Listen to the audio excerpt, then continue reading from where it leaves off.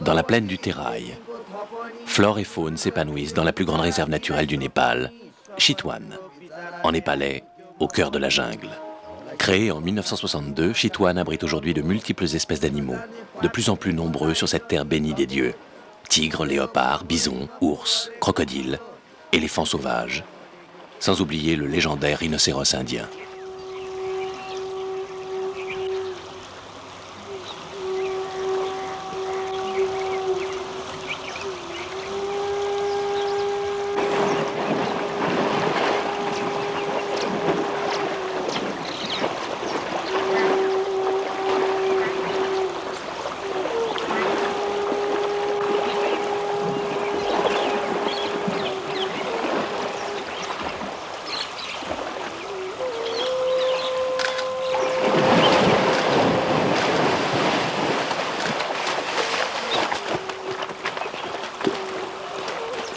Les animaux de Chitwan ont un ange gardien. Guide depuis 1982, Yadav travaille au centre d'études et de soins vétérinaires du parc, le Tiger Project.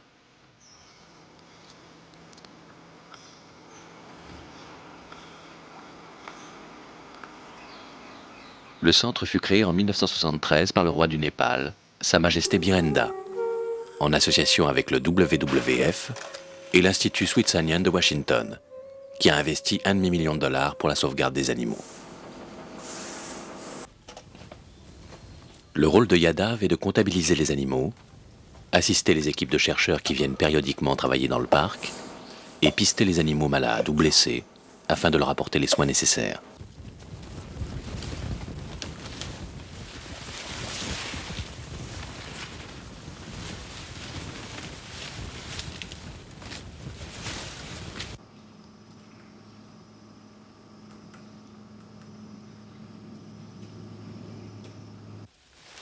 Yadav est Newar. Il a quitté son métier de chauffeur de camion, plus dangereux selon lui que de pister le rhinocéros, il y a 8 ans, afin de vivre au milieu des animaux. Le métier de guide a su développer chez Yadav les sens les plus aigus, lui permettant de prévoir et d'éviter les dangers.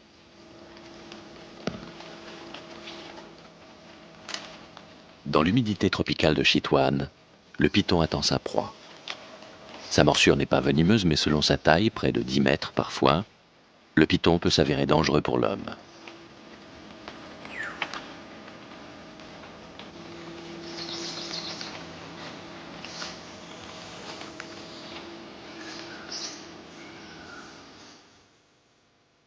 Celui-ci est inoffensif. Il ne mesure que 4 mètres. Dérangé, il s'en va chasser une proie plus à sa taille.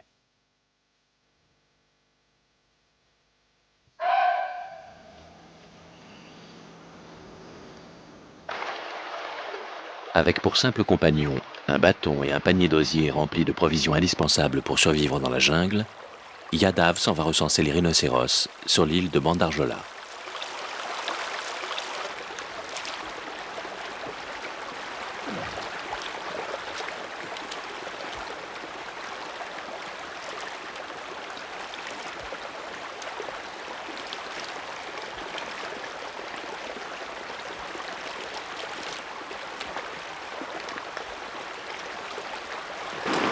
Sacré dans tout le sud-est asiatique, le rhinocéros fait l'objet d'une multitude de croyances. De fabuleuses propriétés médicinales sont ainsi portées à chacune des parties de son corps. Rien de tel pour inciter au braconnage. Après une demi-journée de marche dans la jungle, Yadav suit le cours de la rivière Rapti. Il faut 3 heures de pirogue pour atteindre l'île de Bandarjola.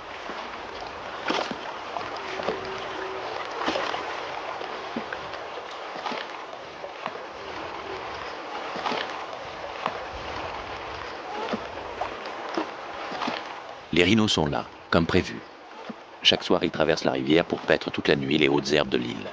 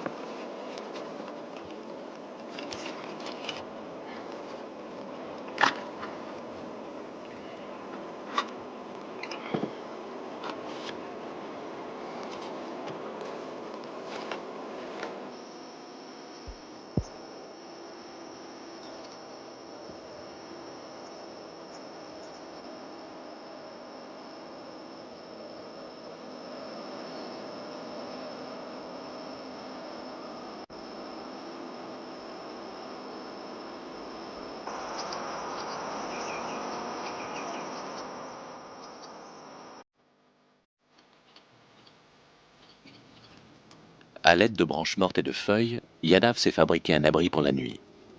Il se réchauffe près du feu. Ce soir, il cuisinera du riz, une nourriture qui ne risque pas d'attirer les animaux.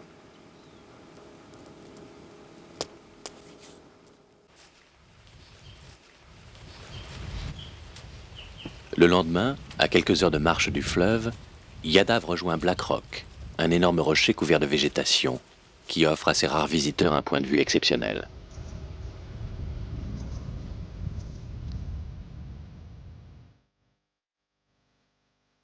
De ce point culminant, les contreforts de l'Himalaya se découpent, auréolés de brume, et sous cette mer de nuages bat le cœur de la jungle.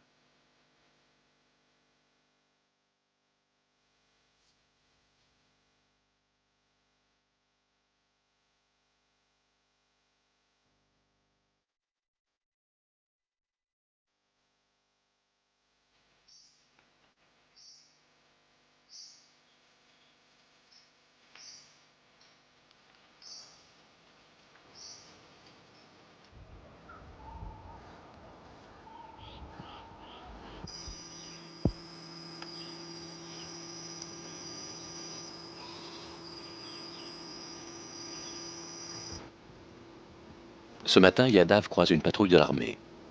La réserve est gardée jour et nuit par 130 hommes armés, répartis tout le long de la réserve dans différents postes de garde.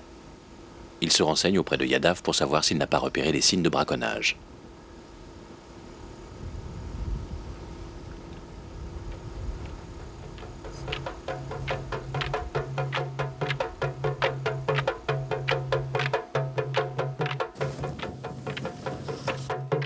Yadav vient de repérer les traces de sang provenant d'un rhinocéros. Nous sommes en février. C'est le début de la saison des amours. Les luttes amoureuses et territoriales sont parfois très violentes.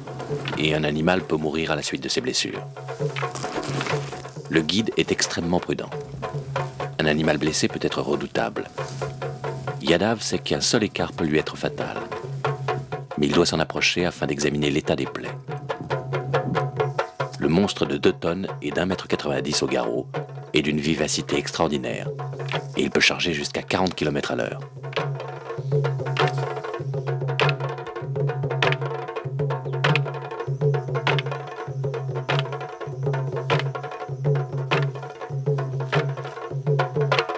Yadav a observé une mauvaise entaille sur le flanc gauche de l'animal et une plaie purulente sous le ventre.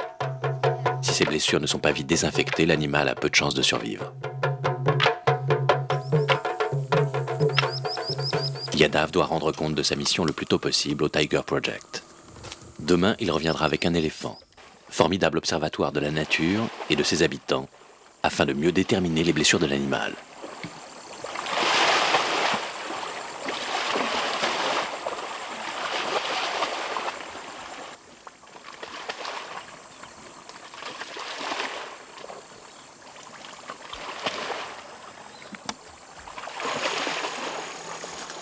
Mais à l'aube, une surprise attend Yadav. Le rhinocéros s'est réfugié dans un étang. Non seulement Yadav ne peut identifier l'évolution des blessures, mais de plus, dans cette eau stagnante, les plaies s'infectent très vite. Normalement, un rhino se retire toujours devant la masse imposante de l'éléphant. Mais celui-ci, malgré toute la patience de Yadav, n'est pas décidé à quitter son bain.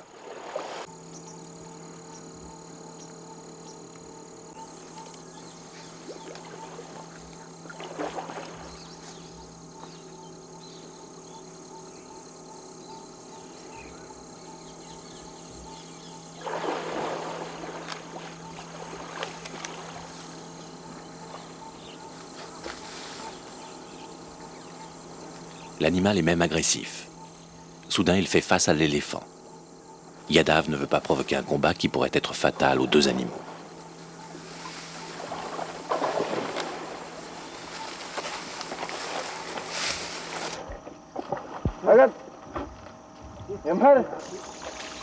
Plus loin, il profite du plan d'eau pour faire goûter à son éléphant les joies d'une baignade bien méritée. Sur le chemin du retour, Yadav décide de rendre visite aux villages voisins. Les petits villages qui parsèment la réserve de Chitwan abritent les premiers habitants de la plaine du Terai. Les Tarus, originaires du nord de l'Inde, migrèrent il y a 3000 ans à peine, alors que le Terai était recouvert de forêts et de marécages. Nul ne pouvait s'y rendre. La malaria en avait interdit l'accès. Mais pour des raisons qui demeurent encore mystérieuses, la population des Tarus était immunisée et sa croissance sans rien entraver est passée de 36 000 habitants en 1950 à 100 000 en 1960. Malheureusement, une telle expansion signifie une déforestation pour de nouvelles terres arables. Un problème majeur dans une réserve qui est censée sauvegarder la vie sauvage.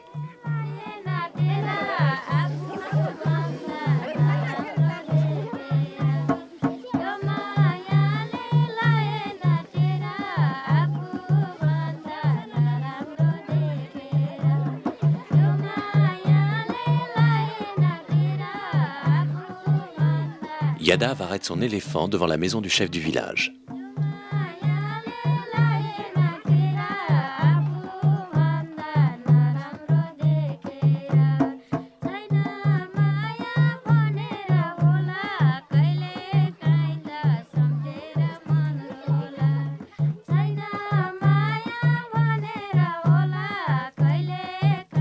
La légende du vieux chef est née le jour où tout le village fut alerté par les grognements de 2 rhinos bataillants. L'animal vaincu se réfugia dans l'eau. Le croyant mort et plaisantant avec des amis, Porgessi, déjà chef du village, prit le pari insensé de grimper sur l'animal.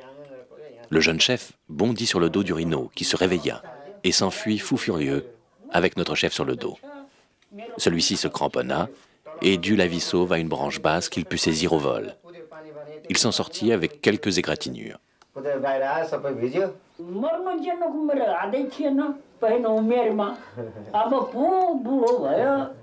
À l'époque du vieux chef Taru, nul ne se préoccupait de la vie animale.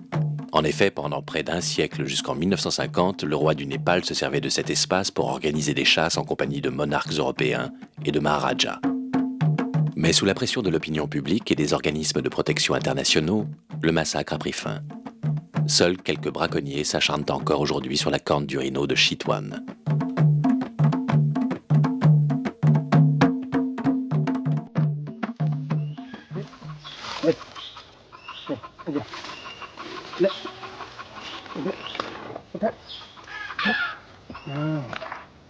Comme autrefois pour les grandes chasses, Yadav et les cornacs se préparent.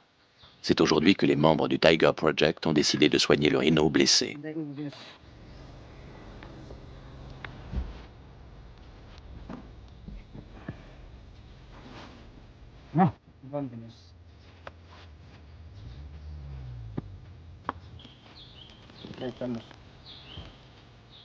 Accompagné d'un vétérinaire, du directeur du centre, d'un tireur et d'une dizaine de cornacs, Yadav se dirige vers la jungle de l'autre côté de la rivière Rapti.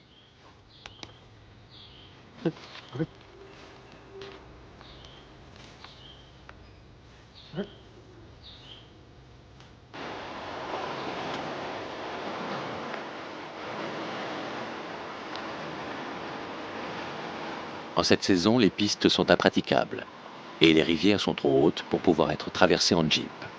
Seul l'éléphant peut franchir ces obstacles. Il faut environ 3 heures à dos d'éléphant pour rejoindre le territoire du rhino blessé.